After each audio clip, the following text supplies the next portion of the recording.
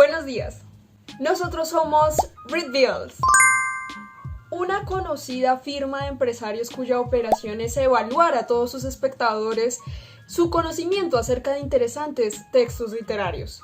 El día de hoy, ustedes tendrán la oportunidad de ganar infinitas sumas de dinero por responder correctamente unas preguntas de un texto literario bastante interesante, titulado El tío Petros y la conjetura de Goldbach.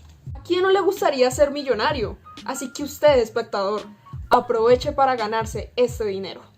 Ponga mucha atención. Título 1. Mi destino. Según la familia de Petros, él era la oveja negra, o también llamado el fiasco de la familia. Vaya concepto en el que lo tenían.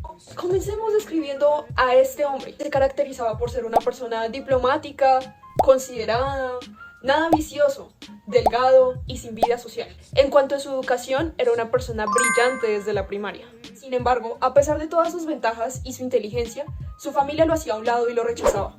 Por tal razón, el sobrino del tío Petros se empezó a interesar en él, convirtiéndose en una obsesión. Un día, el sobrino curioso e inocente le pregunta a su papá por qué odiaba tanto a su hermano, al tío Petros, y él le responde que por obsesionarse tanto con las matemáticas no pudo tener metas alcanzables, ya que quería descubrir la famosa conjetura de Goldbach, uno de los acertijos más difíciles en la historia de las matemáticas y sin resolución todavía. Debido a ello, el sobrino decide estudiar matemáticas y empieza a apasionarse por el tema. Sin embargo, cuando encara al tío Petros y le comenta la situación de que quiere estudiar matemáticas, él lo rechaza totalmente y le propone descubrir un acertijo. Está bien, está bien. Quiero que me demuestres que todo entero par mayor que 2 es igual a la suma de dos primos. ¿Y ya? ¿Ese es el acertijo? Tienes 3 meses para esto y no es tan sencillo porque te estoy dando 3 meses. Claro, pongamos algunos ejemplos. 4 es igual a 2 más 2, 6 es igual a 3 más 3, 10 es igual a 3 más 7. Todos estos son números primos. Sin embargo, cuanto mayor es el número, más difícil es el cálculo. Y también tienes que tener en cuenta que los números pares son infinitos. Por lo tanto, es imposible enfocar el problema caso por caso. Tienes que hallar entonces una demostración general. Firma este contrato diciendo que si no lo haces, no estudiarás nunca matemáticas. ¿Eso es en serio? Obvio que lo voy a lograr. Y podré estudiar matemáticas por siempre. Acepto. Muchos meses después. No lo logré. Mejor estudiaré licenciatura en economía. Es así como el sobrino se da cuenta que las matemáticas no es lo suyo. Y le cuenta a su amigo Sammy que su tío le obligó a firmar un contrato por resolver ese acertijo. Sammy le dice, pero si esa es la conjetura de Goldbach, esa conjetura no ha tenido solución. Y ahí es donde él se da cuenta que su tío ha sido un impostor. Capítulo 2. La historia de Petros Papacristos. En una tarde de verano, el tío Petros decide contarle su historia de vida a su sobrino. Petros nació en Atenas en noviembre de 1985. La mayor parte de su infancia estuvo llena de soledad. Sin embargo, fue en esos momentos donde descubrió su gran pasión y habilidad por los números. El colegio al cual asistía el tío Petros tenía una muy buena reputación en el campo de las matemáticas. Sin embargo, y a pesar de todos los ejercicios difíciles que sus profes le ponían, el tío Petros siempre los sorprendía porque los resolvía con gran rapidez. Y un ejemplo de ellos fue cuando cumplió los 11 años, ya que al aprender que todo entero positivo puede expresarse mediante la suma de 4 números cuadrados, sorprendía a sus profesores dándole la composición de cualquier número que ellos le pidieran en cuestión de segundos. ¿Y qué tal 99? 99 es igual a 8 al cuadrado, más 5 al cuadrado, más 3 al cuadrado, más 1 al cuadrado. ¿Y 290? 290 es igual a 12 al cuadrado, más 9 al cuadrado, más 7 al cuadrado, más 4 al cuadrado. Pero ¿cómo lo haces con tanta rapidez? Es bastante obvio, tienen que hacer un procedimiento en donde existan saltos de lógica y en donde pasen por alto ciertos cálculos intermedios. ¿Comprende? Sí. Y sí, como vieron anteriormente, esto era una prueba concluyente de que Petros había desarrollado su habilidad para las matemáticas a un punto extraordinario. Cuando Petros tenía 15 años, sus profesores eran incapaces de responder a todas las maravillosas preguntas que él les hacía. Es por eso que tomaron la decisión de hablar con su padre y le sugirieron que lo enviaran a un monasterio que había en Francia. Después de muchas averiguaciones, el padre de Petros descubrió que en Alemania había un gran matemático griego llamado Kara Teodori. Viajaron a Berlín y allí le hicieron un montón de pruebas, las cuales resolvió todas completamente y así logró su entrada a la universidad. Tiempo después, Petros conocería el amor en la persona que le ayudó con su alemán, Isolda, una muchacha de 18 años quien se había comprometido a ayudarle a Petros con su idioma durante su estancia en Charlottenburg. Ambos se enamoraron y estuvieron juntos varias noches.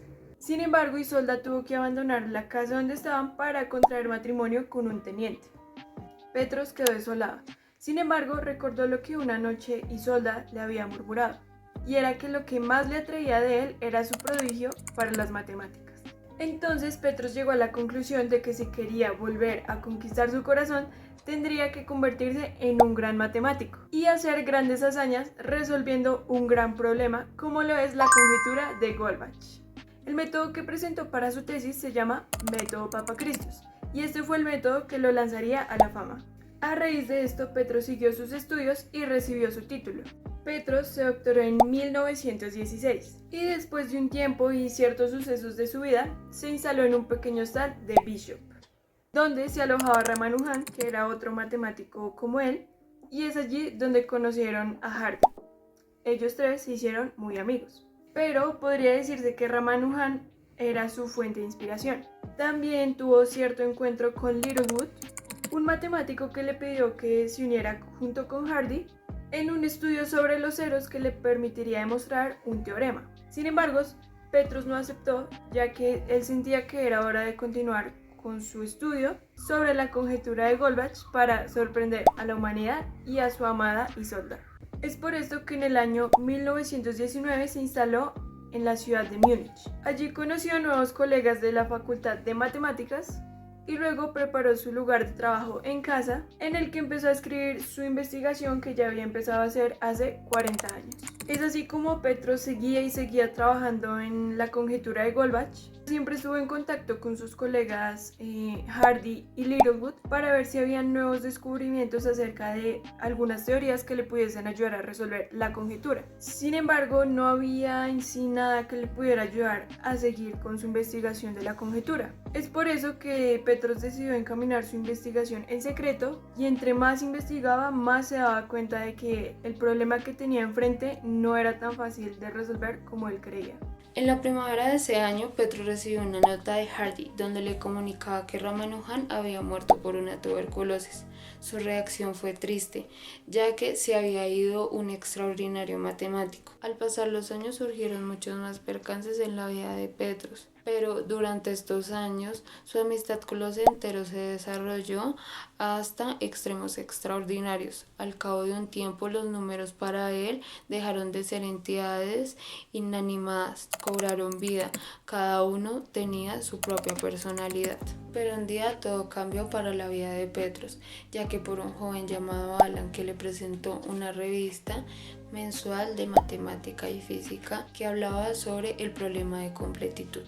Petros al ver esto quedó asombrado, pero el joven le bajó sus ilusiones, ya que le dijo que Golden no había resuelto este problema y que Russell y Harvey lo habían resuelto en términos negativos. Han demostrado que la aritmética y las teorías matemáticas no son completas y han declarado tras examinar la demostración de Golden que es irreprochable. Petros no lo podía creer, así que habló con algunos colegas y con el mismísimo padre del teorema. Se le bajaron todas las fuerzas que había puesto sobre la conjetura de Goldbach y que ahora era indemostrable. Petros siguió con su investigación, pero ya era otro hombre. Desde aquel momento, cuando trabajaba, lo hacía con poco interés. Petros regresó a Múnich después de haber pasado un año en Cambridge. Reanudó su rutina que había dejado anteriormente, las clases, el ajedrez y un mínimo de vida social. Las matemáticas ya no desempeñaban un papel importante en su vida. Y aunque siguió con su indagación durante un tiempo, el antiguo fervor ya había desvanecido. Esta situación se fue prolongando durante 2 a 3 años, donde el tiempo que gastaba en su investigación se fue reduciendo hasta hacerse nula. El 7 de diciembre de 1936, Petros se dio por vencido. Desde ahí no volvió a trabajar en la conjetura de Goldbach.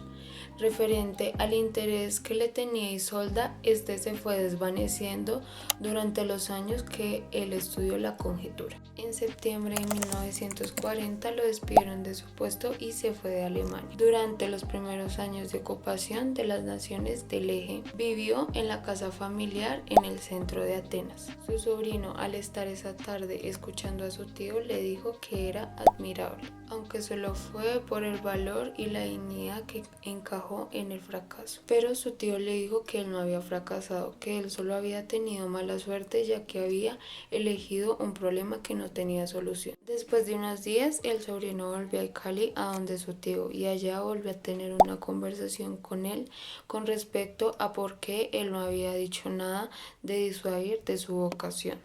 Y con varios argumentos el tío le dio a entender a su sobrino que con las condiciones que le había puesto él hubiera aceptado a decir que tenía unas buenas condiciones para ser un matemático, pero él no tuvo ni la curiosidad de darle solución al problema que él le había puesto. Después de hablar con el tío Petros, regresa a la universidad en Estados Unidos para terminar su último curso. Se encuentra con Sammy, su ex amigo de universidad, y le cuenta toda la historia que el tío le contó pues a él. A lo cual Sammy le dice que el tío había encontrado una excusa para el fracaso, que era culpar a Gödel. ¿Qué era lo que decía Gödel? Que no hay manera de determinar si una proposición es indeterminable. Entonces el amigo concluyó que el tío dedicó pues toda su vida a resolver ese problema y admitir la derrota era intolerable para él. Al día siguiente, Sammy lo lleva a un edificio había muchos personajes célebres, químicos, matemáticos, físicos, etc. El amigo le dice que mira a un señor en especial y que adivinara quién era. Él no sabe quién es, entonces Sammy le responde que es el responsable de la perdición del tío, que era Kurt Gödel, y que por cierto estaba vestido de una manera exagerada, y le pregunta a Sammy que por qué vestía así. Sammy le dice que contrariamente a la opinión de los médicos, él estaba convencido que tiene el corazón débil y que se puede parar a menos de que se proteja con muchas prendas. También le dice Sammy que la locura de Gödel es el precio que ha pagado por hacerse tanto a la verdad en su forma más pura, es decir, por ser matemático, por ir más allá de las personas del común y por llegar a saber más de lo que un hombre necesita saber, y por esto de pagar por su arrogancia. Después de esto, la narrativa cambia y ahora empezamos a hablar de la historia del sobrino, que digamos que él decidió hacer, y etcétera. Entonces él dice que él no llegó a ser matemático, pero no por su tío, sino por el miedo en sí. ¿Y miedo de qué? Pues miedo de todos los ejemplos que tenía de qué pasaban con los matemáticos, y pues que él sabía que no tenía la posibilidad de ser un gran matemático, porque para ser gran matemático se debe nacer. Entonces él no quería ser una mediocridad, así que decidió terminar la licenciatura en matemáticas y solicitar la plaza para la Facultad de Economías, lo cual eso fue un alivio para el padre, y la relación con el tío Petros mejoró después de esto, y ahora compartían una pasión que era el ajedrez. Ahora, estando pues tan cercano al tío Petros, él pudo observar que el tío vivía en una profunda tristeza. Nada lograba ocultar el hecho de que estaba destrozado por dentro, así fuera, no sé, jugando ajedrez o haciendo cualquier otra práctica. El tío se sentía frustrado, y mientras más lo conocía, más se daba cuenta que el tío vivía en un autoengaño. El sobrino pues obviamente se preocupó por el tío, quería que su vida no terminara frustrado, pero el tío pues no era capaz de admitir su fracaso. Lo que hacía el tío era vivir en una constante mentira. Después de tiempo surgió la oportunidad para retomar el tema, y fue que la dictadura militar homenajeó al tío Petros por su primera investigación. El sobrino convenció al tío para que aceptara el homenaje y fuera, con el fin de que el premio reviviera las matemáticas en él, para hablar sobre la conjetura y así terminar toda la tristeza que tenía el tío. Después de esto, el tío Petros quiso mostrarle su trabajo sobre la conjetura y empezó a darle clases a él. En la clase número 10, el tío Petros es donde volvió volvió a vivir recordando su juventud y entendiendo toda la perfección. El sobrino recordó una de las posibilidades que había hablado con Sammy, que era que el tío había dejado de la conjetura por falta de valor para dar el gran salto a lo desconocido. Bueno, en todo esto el sobrino seguía el plan para que el tío aceptara la realidad y dejara de vivir en ese estado de autoengaño y aceptara el fracaso, para así estar más tranquilo. La estrategia del sobrino era hacer enojar al tío en ese momento para que explotara y aceptara la verdad, ya que estaban en ese ambiente de matemáticas. Lo que hizo fue nombrarle a otros matemáticos de su fecha, diciéndole que hicieron mejores trabajos, pero pues lo único que logró con esto fue motivar al tío a demostrar otra vez la conjetura, una acción pues totalmente descabellada